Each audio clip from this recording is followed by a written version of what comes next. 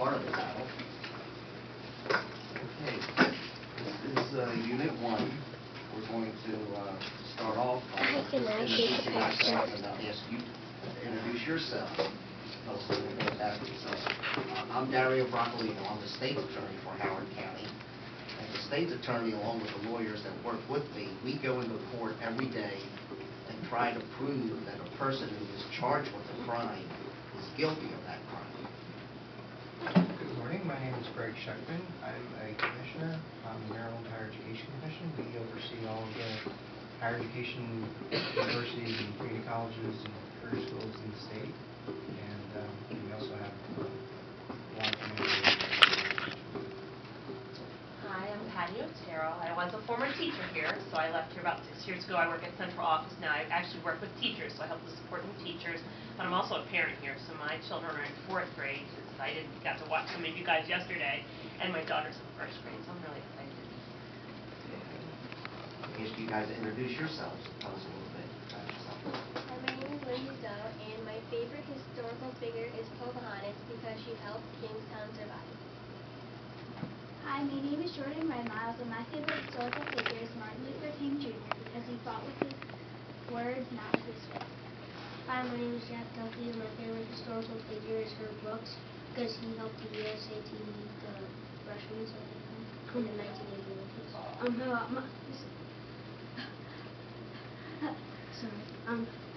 Hi, my name is Garrett Reuter, and my favorite historical figure is also Herb Brooks because he was the coach of the Team USA hockey team in 1980 when they beat the Soviet Union, the best team in the world.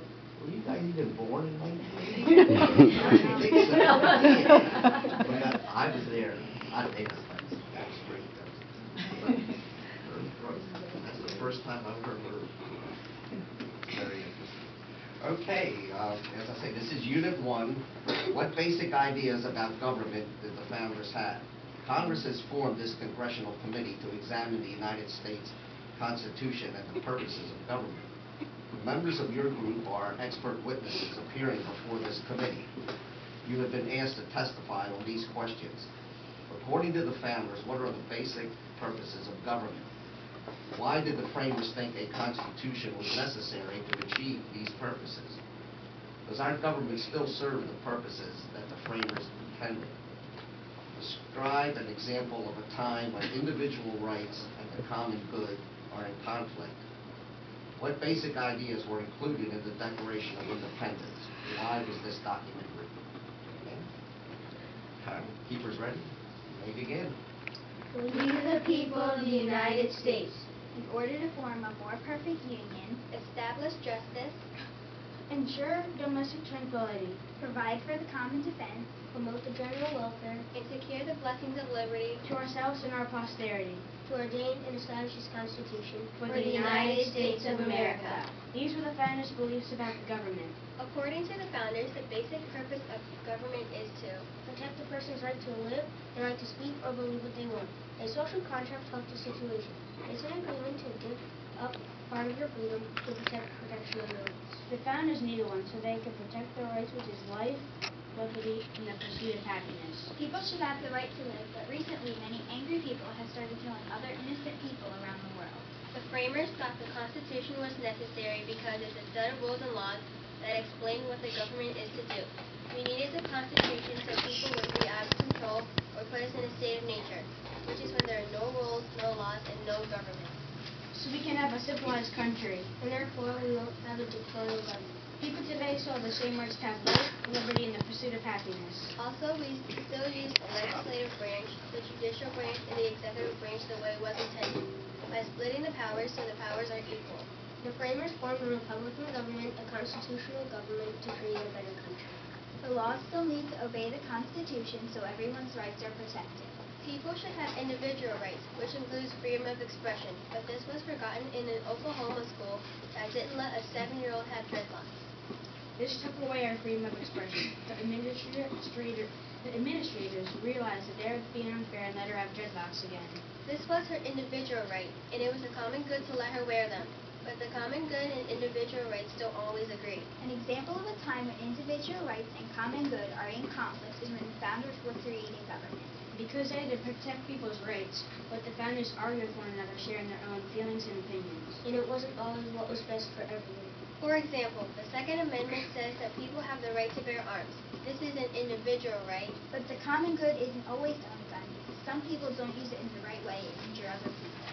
A more recent example of gun control was on January 25th, 2014. A man went into the mall in Columbia with a gun, killed 2 employees at a skate shop called Jimmy's. He also injured 5 other people who were later treated for minor injuries.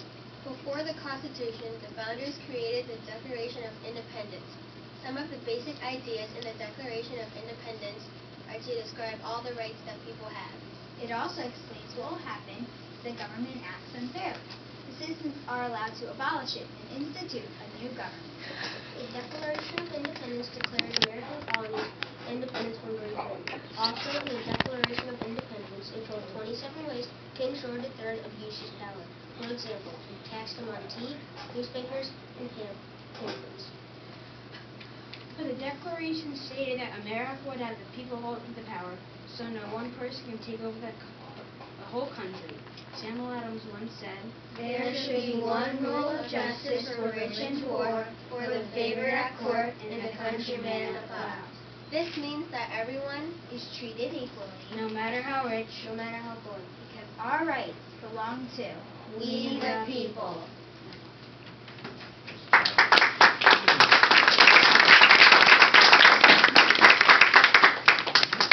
Okay, you can exhale now. Maybe you have a few questions to follow up on. That was a really nice presentation. We'll begin with question 1. Okay. How did, oh, that's not me. That's I'm sorry. Look, I'm nervous too. We can do role reversal. No, you're fine, go. That is funny. Great job, really great job. How did British policies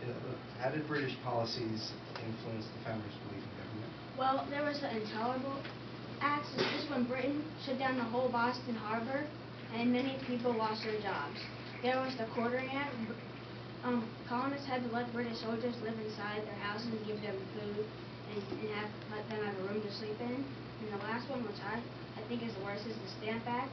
Because for Britain, they had to pay debts, but to pay their debts, they put taxes, and they made the colonists pay taxes on like tea, newspapers, and pamphlets, and they took all those taxes that they got from the colonists to pay their debts. And because of these acts, the founders wanted to create a government where there are separate branches where the powers are split up, so they wouldn't be risking all the powers to one person. And that's how British policies influenced the founders' beliefs about government.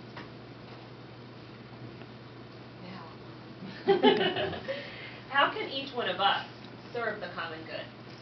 We can each serve the common good by treating other people around us fairly. For example, Martin Luther King believed that people should not be separated by race. He tried to end discrimination by giving speeches and trying to change other people's opinions about discrimination. We can also serve the common good by obeying the laws created by the federal and state government. For example, the state government sets speed limits on roads. By obeying these limits, it keeps everyone safe. We can each serve the common good by making a hard job easier, like Caesar Chavez did. He was born in 1927 in Arizona. He was a migrant worker all his life until 1962. And then he spoke up and he was determined to make migrant worker jobs more easier because their pay was not good, their housing was not good, and the job conditions were really bad. Well, when I think of common good, I think of Ada B. Wells. Here's her story. So one day she was riding on a train, and she was asked to move to the black or smoking section, and she refused to. So she had to go to court and pay a $500 fine. So after that, she wrote an article in the newspaper about how there should be no segregation, and how there should be no lynching. That's when like catch someone and beat them. And also, George Lucas did this. He took $4 billion from Star Wars and he donated it to Disney to help pay for education. And that is how each of us can serve the common good. Okay. Well, then let me ask you this. In your opinion, what's more important, individual rights or the common good? In my opinion, individual rights is important, but not as important as the common good. For example, smoking is an individual right, but the law was passed to ban smoking in 2006 in Howard County for the common good because secondhand smoke is harmful to people around you. Also, texting is an individual right, but the law was passed for the common good, not to text and drive, because when you're texting and driving, you're not paying attention to the road and you can cause an accident. Well, the common good's important, but then I think the individual right is a little bit more important because the founders included all these things that the basic purpose of the government or some different things are make sure people have the main three rights: life, liberty, and the pursuit of happiness. And then if you didn't have life, you could just say, oh, I don't like him, execute him. If you didn't have liberty, you wouldn't be free. You could still just be like ruled over. You could still be ruled over. And then the pursuit of happiness to make sure everybody's happy. And then one thing of like life, I can't explain this, so I'll try to explain, but then people in China can only have like one child, and if you have more, you can get fined, or else you get this like drug and like implanted to you, I think. Thank you. I disagree with my colleague because I think the common good is more important because it serves everyone around you, and individual rights just serves you alone. And I think one example of the common good is up on Everest, is that they just passed a law where the mountaineers that go out with their trash, they have to bring it down. And I thought that was like the common good because it's serving the environment and cleaning it. And I agree that the common good is more important because, like my colleague said, it serves more people around you than just the individual rights, which only serve certain individuals. An example of some people who served the common good were the founders because they decided to separate from King George and declare their independence so they could be independent and have their own government. Thank you. Yeah, you have it from there. All right, so what is a constitution? The Constitution is a set of rules and laws that explains how the government should be run. And before we had our Constitution as our government, we had the Articles of Confederation, which weren't really working out at the time. So our founders created a Constitution, and it was created in 1787, ratified in 1788, and put into effect in 1788. Like my colleague said, before we had the Constitution, we had the Articles of Confederation. But that was due to a weak form of government because Congress was not allowed to tax people. There was no president or Supreme Court. Making laws was hard because 9 out of 13 states had to vote for the law. Each state acted as a separate country because the Articles of Confederation did not unite them. These ideas were later included in the Constitution.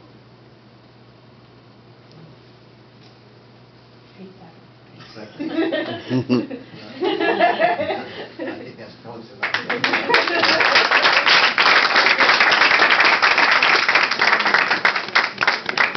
You guys want to give high fives to one another? Don't. But you should. That was really terrific. I really enjoyed that. I'll tell you, I think I'm looking at the eyewitness news team here. Jordan and Lindsay doing the news, Jack maybe doing the sports or the weather. Jack and Greg can, switch up who's going to do the sports. But we got to find a weather person in this group. But really just a terrific job. I'm just so impressed with how poised you guys are. I mean, it just was terrific. I always marvel when I think about myself in the 5th grade, and I can remember that far back. I just can't imagine doing what you guys just did. It's just terrific. So we'll comment a little bit on individually. So ditto, great job, guys. I was really impressed. I like the choral reading that you did at the front where you kind of alternated it off with each other. You kind of, one person would speak and then your quote from Sam Adams. I was really impressed when, both during your speech and in the follow-up, the whole talk about common good versus individual rights and the examples that you provided for that. Just so many examples, and examples. I've done this for a few years now too, not as many.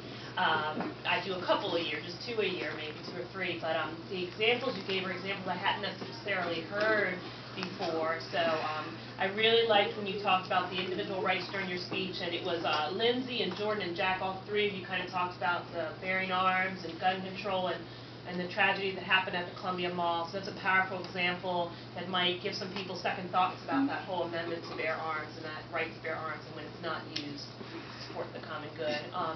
And then, Grant, the examples you gave, both for historical and you named like Ida B. Wells, you talked about George Lucas around the common good, you talked about all those acts with the first follow-up question that related to how British policy helped influence our government. So impressive. You're like quite a historian. So you should be very proud of yourselves. Great job. Again, I'll clap you. There's not a whole lot I can add. You guys are terrific. Really good. So a few things that, as our lead judge here pointed out, the reference to Herb Brooks, that was brilliant. Nobody's ever done that before, and it's a really interesting example of it's an issue. Jack, talking about the Columbia Mall shooting, it's a little sensitive, and so I admire that you were able to bring it up and incorporate it into your comments. It's still a sore spot for a lot of people in Howard County. So you handled it very, very nice. You also the citation about Cesar Chavez. People think of him and don't really know a lot about him. They just hear the name and they know about him. But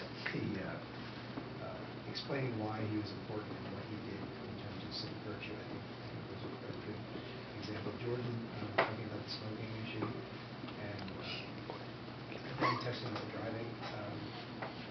Yes, absolutely. Those are perfect examples of what the common good versus individual rights are. And Grant, I liked your Sam Adams quote. That was good. Actually, hadn't heard that. I didn't find that nice. And then the Ida Wells citation as well. Again, really good research, good job. So all of you were very, especially Jordan. I think you're a very good speaker. And wow, thank you. Yeah, I respectfully agree with my fellow judges what they said. Just a few quick comments. Great, you were talking about in the individual rights, and you say, well, you had a little difficulty explaining Life Act. I think there's a lot of difficulty in explaining some of these things, but you certainly get the concept, and I particularly like in your opening remarks how you said the people hold the power, and that's something that we need to be reminded about. In this day and age where everybody's talking about big government infringing on our rights, we still have the power. We have to exercise that power that we have. Jack, also, I know to hear your comment on Cesar Chavez. And oh, by the way, boys, if you ever want to stop by my office, I have a picture of the U.S. hockey team that won that game, signed by every member on that team. What's that? Brooks? I have Jim Craig's on. Okay, this is the whole team signed it. Miracle Ice Cream. It's one of my prized possessions. But it only comes as a social visit. I don't want to get in my office for business. And Jordan, you talked about the Constitution, and you also picked up on the business that the citizens can absolve the government, pointing out the power is still with the citizen, and that the Constitution is a set of rules for the government. It's what the government has to do. So it's really something that limits the power of the government. And Lindsay, you talked about how what the English did was actually how it influenced our government was kind of like, this is what we don't want, is what the English had, and how we set up the three branches of government. But all of you just did such a great job. I really congratulate you. So let's give them another round.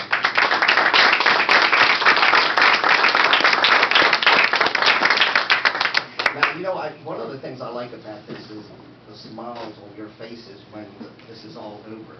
But what I'd like even more, the smiles on your parents and grandparents who are here today. They're just so very proud of you guys, and justifiably so. And I know they helped you in getting ready for this, and along with your parents, grandparents, teachers, and